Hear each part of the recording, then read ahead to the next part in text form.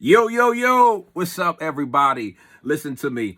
I've got a word for you this week in the form of a question. Is it possible that our conduct has made it difficult for Christ to move?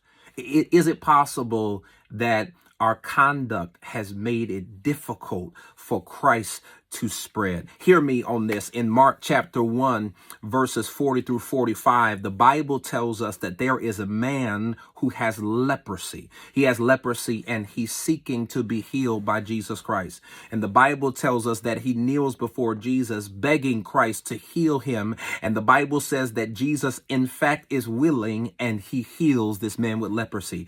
But the Bible tells us that Jesus gives this man clear instructions. After he healed the man, the Bible says Jesus tells him, do not tell anyone what I have done. He says, instead, go to the priest. He says, let him examine you. Take an offering as is required in the law of Moses. So watch this, so that you will have a public testimony as to what I have done in your life. But the Bible tells us, y'all, that instead of this man who just got healed, who just received a blessing, who just walked into a miracle, the Bible says instead of him doing what Jesus said do, he did what Jesus said not to do. And as a result of him doing what Jesus told him not to do, the Bible says Jesus was secluded. He was unable and incapable of going into the towns he desired to go into because so many people had crowded him. And I want to ask the question right now